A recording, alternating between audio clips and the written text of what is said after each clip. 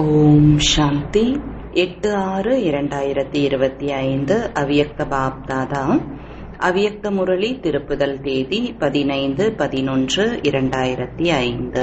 உண்மையான உள்ளத்துடன் தந்தை மற்றும் குடும்பத்தினருக்கு அன்பானவர்களாகி உழைப்பிலிருந்து விடுபட்டவர் ஆவதற்கான உறுதிமொழி செய்யுங்கள் மற்றும் லாபம் எடுத்துக் கொள்ளுங்கள். இன்று பாப்தாதா தனது நாலாபுறங்களிலும் உள்ள உன்னதமான ஸ்வராஜ்ய அதிகாரி ஸ்வமானதாரி குழந்தைகளை பார்த்து கொண்டு இருக்கிறார். தந்தை குழந்தைகளுக்கு தன்னை விட உயர்ந்த சுயமரியாதையை கொடுத்திருக்கிறார். ஒவ்வொரு குழந்தையையும் காலில் விழுவதிலிருந்து விடுவித்து தலையின் கிரீடமாக ஆக்கிவிட்டார். தன்னை எப்பொழுதும் அன்பான குழந்தைகளின் சேவாதாரி என்று கூறிக்கொண்டார். இவ்வளவு உயர்ந்த அதிகாரத்திற்கான சுயமரியாதையை குழந்தைகளுக்கு கொடுத்தார். ஆக ஒவ்வொருவரும் தன்னை அந்த அளவிற்கு சுயமரியாதையில் இருப்பவர் என்று புரிந்திருக்கிறீர்களா? சுயமரியாதையுடையவர்களின் விசேஷமான அடையாளம் என்னவாக இருக்கும்? ஒருவர் எந்த அளவிற்கு ஸ்வமானதாரியாக இருப்பாரோ அந்த அளவிற்கு அனைவருக்கும் மரியாதை கொடுப்பவராக இருப்பார். எந்த அளவு சுயமரியாதையில் இருப்பவரோ அந்த அளவு பணிவு அனைவருக்கும் பிரியமானவராக இருப்பார். ஸ்வமானதாரியின் அடையாளம் தந்தைக்கு பிரியமானவர், கூடவே அனைவருக்கும் பிரியமானவராக இருப்பார். எல்லைக்கு உட்பட்ட அன்பானவர் அல்ல, எல்லையற்ற பிரியமானவர். எவ்வாறு தந்தை அனைவருக்கும் பிரியமானவரோ, ஒரு மாத குழந்தையாக இருந்தாலும் ஆதி ரத்தினமாக இருந்தாலும் ஒவ்வொருவரும் நான் பாபாவினுடையவன், பாபா என்னுடையவர் என்று ஏற்றுக்கொள்கின்றனர். இதுதான் அனைவருக்கும் பிரியமானவரின் சிரேஷ்ட ஸ்வமானத்தின் அடையாளமாகும். ஏனென்றால் அப்படிப்பட்ட குழந்தைகள் தந்தையை பின்பற்றக்கூடியவர்கள், ஒவ்வொரு வருகத்தை சார்ந்த குழந்தைகள். சிறு வயது குழந்தைகளிலிருந்து வயோதிக குழந்தைகளுக்கு தந்தை ஸ்வமானம் கொடுத்திருக்கிறார். இளைஞர்களை அழிப்பவர்கள் என்ற நிலையிலிருந்து உலக நன்மை செய்யக்கூடியவர் என்ற ஸ்வமானம் கொடுத்திருக்கிறார். மகான் ஆக்கி இருக்கிறார். இல்லறத்தில் இருப்பவர்களை மகான் ஆத்மாக்களாக, பெரிய பெரிய ஜெகத்குருக்களை விட உயர்ந்தவர்களாக, இல்லறத்தில் இருந்தாலும் விடுபட்ட உணர்வுடைய மகாத்மாக்களையும் தலைவணங்க வைக்கக்கூடியவர்களாக ஆக்கியிருக்கிறார். குமாரிகளுக்கு சிவசக்தி சொரூபத்தின் ஸ்வமானத்தை நினைவுபடுத்தி அவ்வாறு ஆக்கியிருக்கிறார். வயோதிக குழந்தைகளுக்கு பிரம்மா பாபாவின் தோழன் என்ற அனுபவம் நிறைந்த ஸ்வமானத்தை கொடுத்துள்ளார். இவ்வாறே சுயமரியாதையுடைய குழந்தைகள் ஒவ்வொரு ஆத்மாவையும் ஸ்வமானத்துடன் பார்ப்பார்கள். பார்ப்பதுடன் இல்லாமல் சம்பந்தம் தொடர்பில் வருவார்கள். ஏனென்றால் ஸ்வமானம் தேக அபிமானத்தை போக்கக்கூடியது. எங்கு ஸ்வமானம் இருக்கிறதோ அங்கு தேக அபிமானம் இருக்காது. தேக அபிமானத்தை போக்குவதற்கான எளிய சாதனம் எப்பொழுதும் ஸ்வமானத்தில் இருக்க வேண்டும். ஒவ்வொருவரையும் எப்பொழுதும் ஸ்வமானத்துடன் பார்க்க வேண்டும். குதிரை படையினராக இருந்தாலும் 16,000 மாலையில் கடைசி நம்பரில் வருபவர்களாக இருந்தாலும் கடைசி நம்பரிலும் நாடகப்படி தந்தையின் மூலம் ஏதாவது விசேஷ தன்மை இருக்கிறது. ஸ்வமானதாரிகளின் விசேஷ தன்மையை பார்த்து ஸ்வமானம் கொடுப்பார்கள். அவர்களது பார்வை, உள்ளுணர்வு, செயலில் ஒவ்வொருவரின் சிறப்பு தன்மை கலந்திருக்கும். தந்தையின் குழந்தைகளாக ஆனவர்கள் விசேஷ ஆத்மாக்கள் ஆவார்கள். வரிசைப்படியாக இருக்கலாம், ஆனால் உலகில் கோடியில் சிலராக இருக்கின்றனர். இவ்வாறு அனைவரும் தன்னை விசேஷ ஆத்மா என்று புரிந்து இருக்கிறீர்களா? ஸ்வமானத்தில் நிலைத்திருக்க வேண்டும், தேக அபிமானத்தில் வரக்கூடாது. ஸ்வமானம். தந்தைக்கு ஒவ்வொரு குழந்தையின் மீதும் அன்பு ஏன் இருக்கிறது? ஏனென்றால் தந்தை அறிவார், என்னை அறிந்து கொண்டு என்னுடையவர்களாக ஆகி இருக்கின்றனர் அல்லவா? இந்த மேளாவில் முதன்முறை வந்தவர்களாகவும் இருக்கலாம். இருந்தாலும் பாபா என்று கூறியதும் தந்தையின் அன்பிற்கு பாத்திரமானவர்களாக ஆகிவிடுகின்றனர். நாலாபுறங்களிலும் உள்ள அனைத்து குழந்தைகளும் அனைவரையும் விட ஒருவருக்கு ஒருவர் பாப் தாதாவிற்கு பிரியமானவர்கள். இவ்வாறே தந்தையை பின்பற்றுங்கள். ஒருவர் கூட பிரியமற்றவராக இருக்கக்கூடாது. அனைவரும் பிரியமானவர்களாக ஆக வேண்டும். ஒரு குழந்தை என்னுடைய பாபா என்று கூறுகிறார் என்றால் என்னுடையவர் என்று ஆக்கியது எது? அன்பு. இங்கு அமர்ந்திருக்கும் அனைவரும் அன்புதான் தந்தையினுடையவராக ஆக்கி இருக்கிறது என்று புரிந்திருக்கிறீர்கள். தந்தையின் அன்பு காந்தமாகும். அன்பு என்ற காந்தம் மூலம் தந்தையினுடையவர்களாக ஆகிவிட்டீர்கள். பெயரளவிற்கான அன்பு கிடையாது. உள்ளபூர்வமான அன்பு. உள்ளபூர்வமான அன்பு இந்த பிராமண வாழ்க்கையின் அஸ்திவாரமாகும். எதற்காக சந்திக்க வருகிறீர்கள்? அன்புதான் அழைத்து வந்திருக்கிறது அல்லவா? இங்கு அமர்ந்திருப்பவர்கள், வந்திருப்பவர்கள் அனைவரும் ஏன் வந்திருக்கிறீர்கள்? அன்பு ஈர்த்திருக்கிறது அல்லவா? அன்பும் எவ்வளவு இருக்கிறது? 100% இருக்கிறது அல்லது குறைவாக இருக்கிறதா? அன்பில் நான் 100% இருக்கிறேன் என்று நினைப்பவர்கள் கை உயர்த்துங்கள். அன்பில் 100% சிறிதும் குறை கிடையாதா? நன்று. ஆக அதே அன்பு பிராமணர்களாகிய தங்களுக்குள் இருக்கிறதா? இதில் கை உயர்த்துவீர்களா? இதில் சதவிகிதம் இருக்கிறது.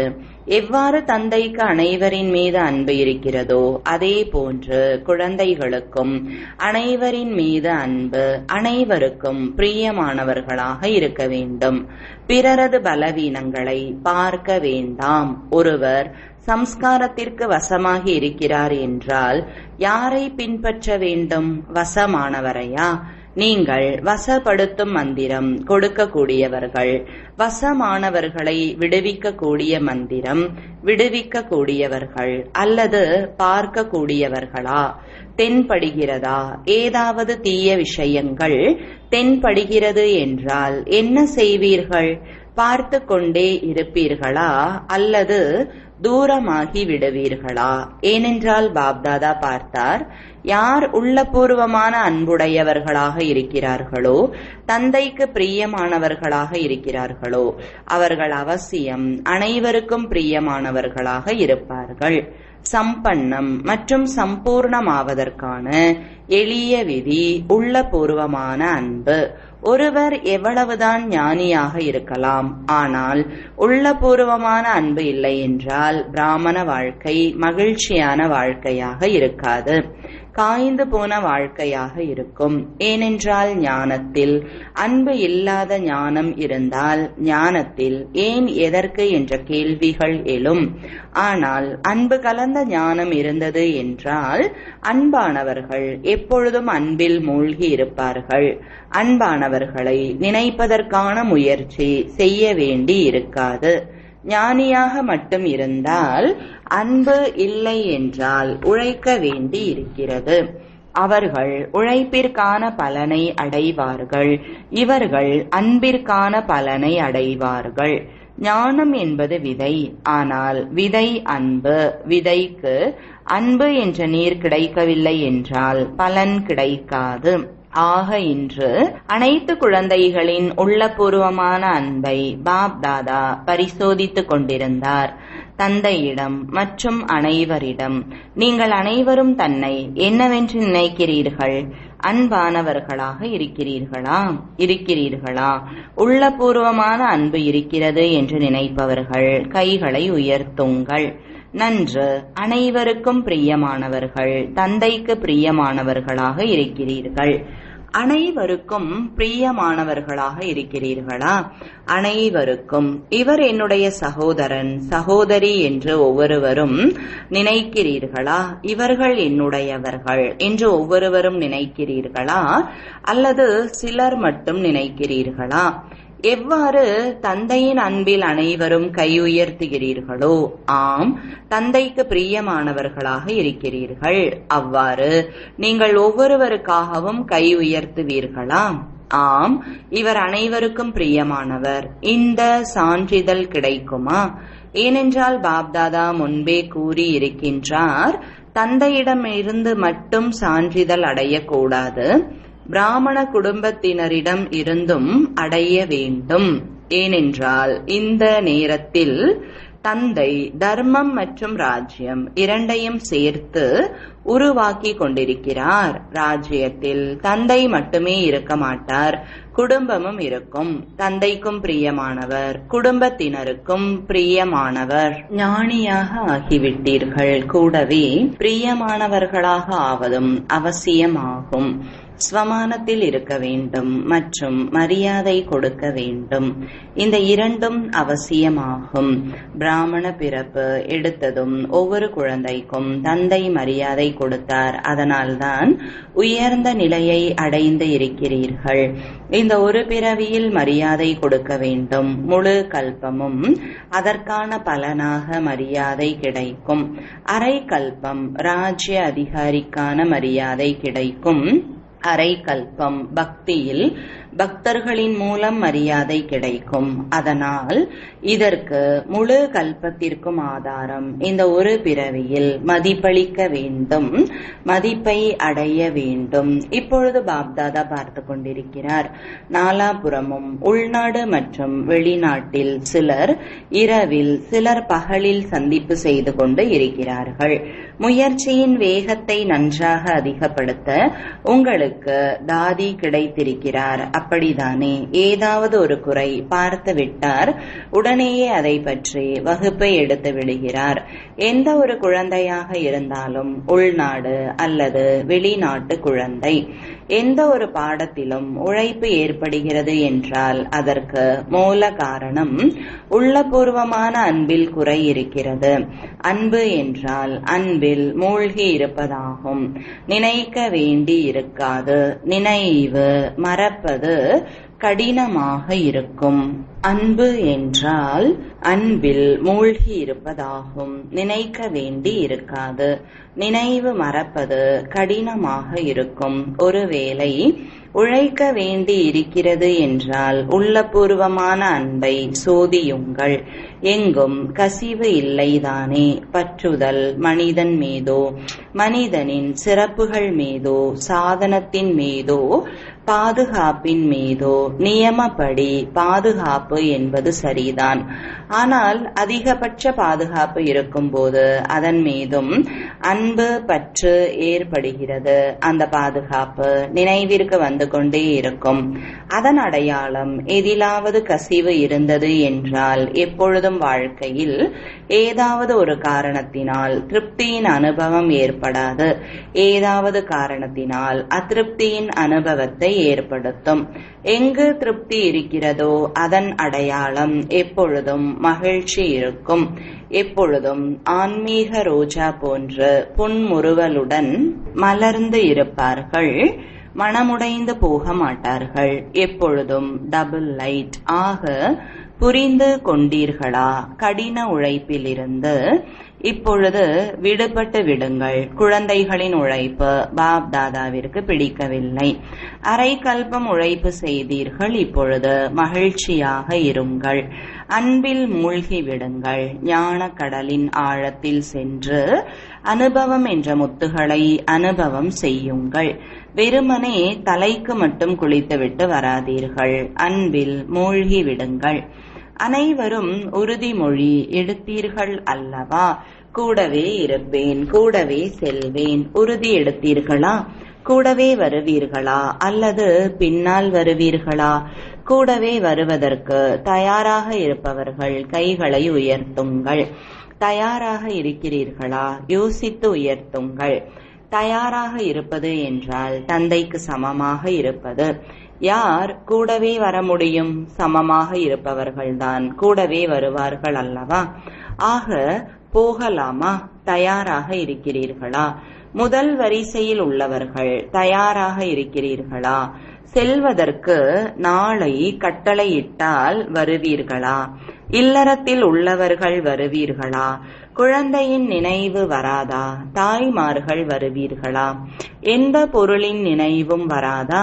ஆசிரியர்களுக்கு சேவை நிலையத்தின் நினைவு வரும். மாணவர்களின் நினைவு வருமா? நினைவிற்கு வராதா? நல்லது.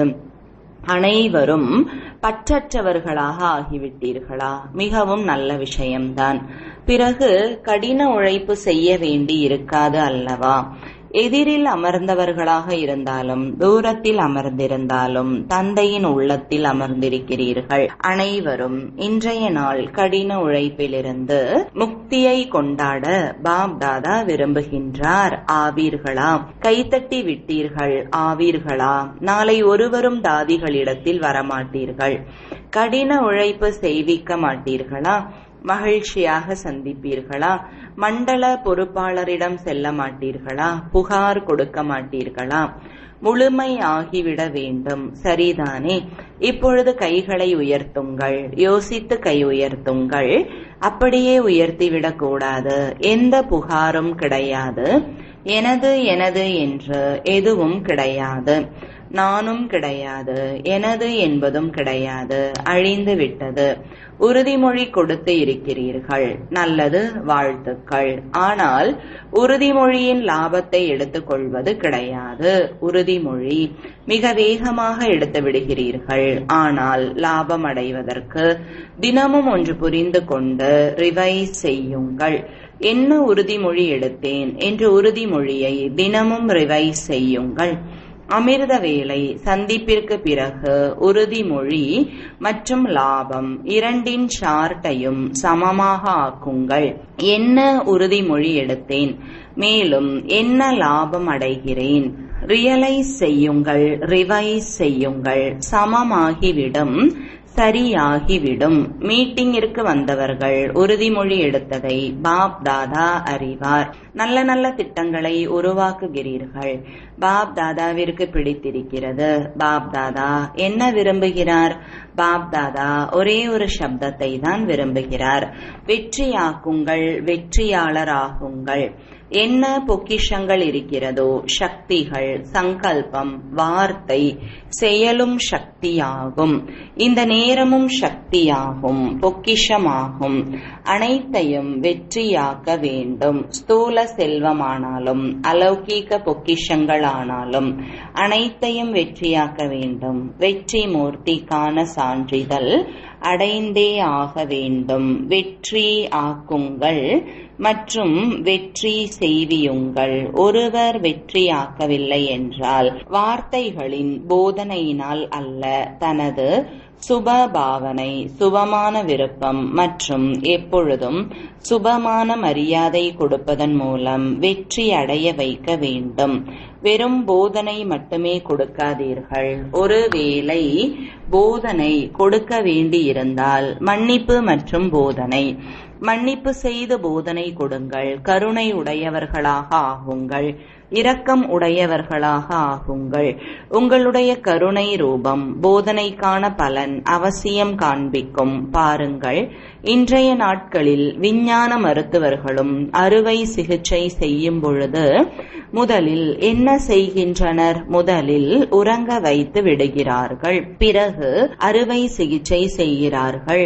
ஆரம்பத்திலேயே அறுவை சிகிச்சை செய்து விட மாட்டார்கள். டிஞ்சர் போட்டாலும் முதலில் ஊதி விடுவார்கள். பிறகுதான் டிஞ்சர் போடுவார்கள்.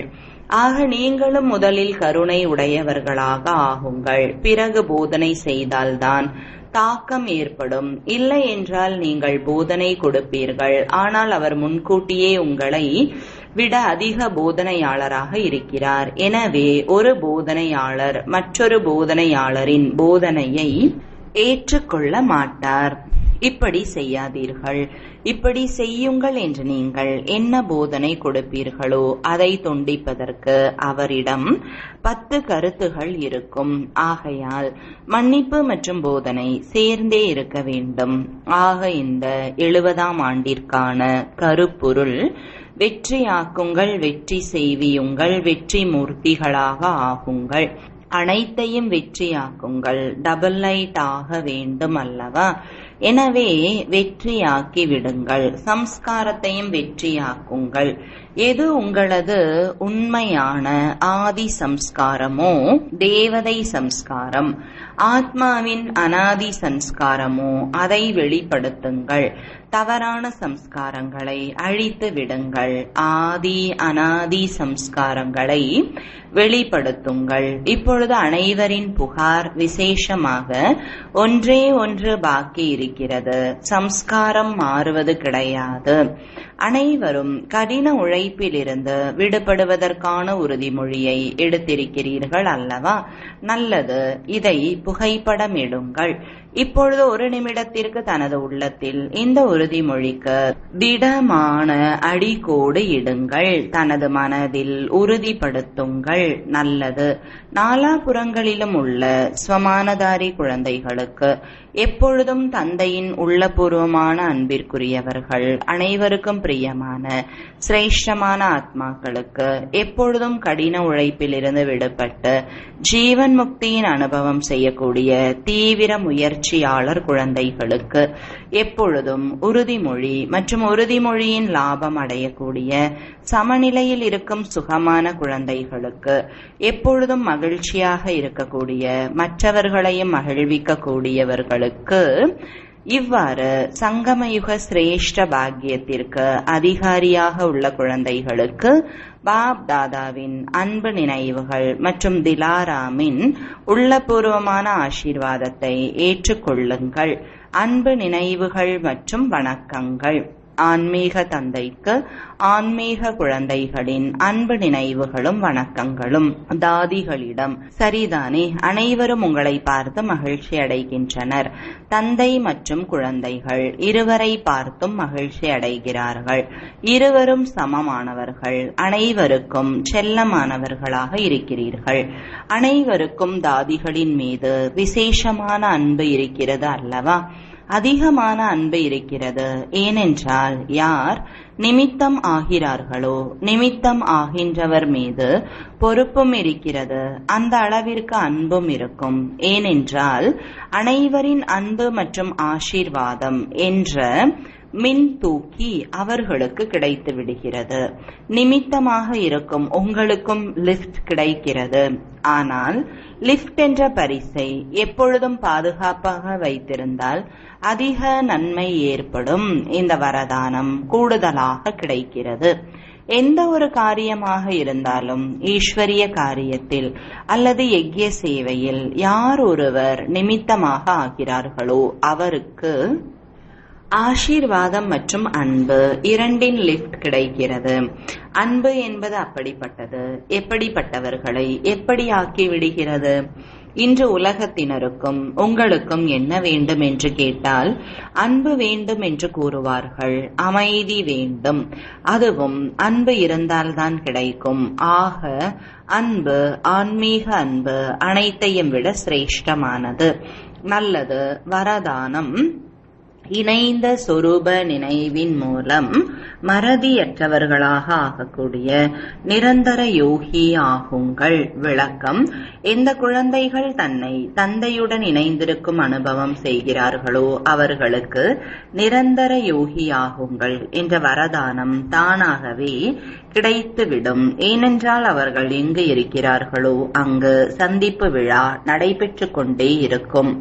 அவரை ஒருவர் எவ்வளவுதான் மறக்க வைப்பதற்கு முயற்சி செய்தாலும் அவர்கள் மறதியற்றவர்களாக இருப்பார்கள். அப்படிப்பட்ட மறதியற்ற குழந்தைகள் தான் தந்தைக்கு மிகவும் பிரியமானவர்கள். அவர்கள்தான் நிரந்தரமான யோகிகள். ஏனென்றால் அன்பின் அடையாளம் நினைவு தானாகவே இருக்கும். அவர்களது சங்கல்பம் என்ற நகத்தை கூட மாயை அசைக்க முடியாது. ஸ்லோகன்.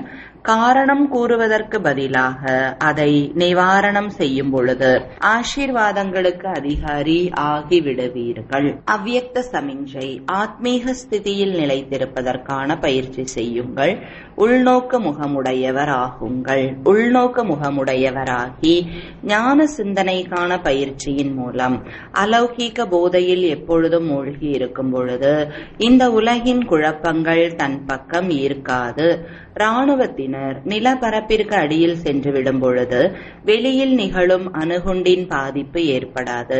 அதுபோல நீங்கள் உள்நோக்கில் அண்டர் கிரவுண்ட் ஆத்மீக ஸ்திதியில் இருப்பதற்கான பயிற்சி செய்யும் போது வெளி விஷயங்கள் தொந்தரவு செய்யாது. ஓம் சாந்தி.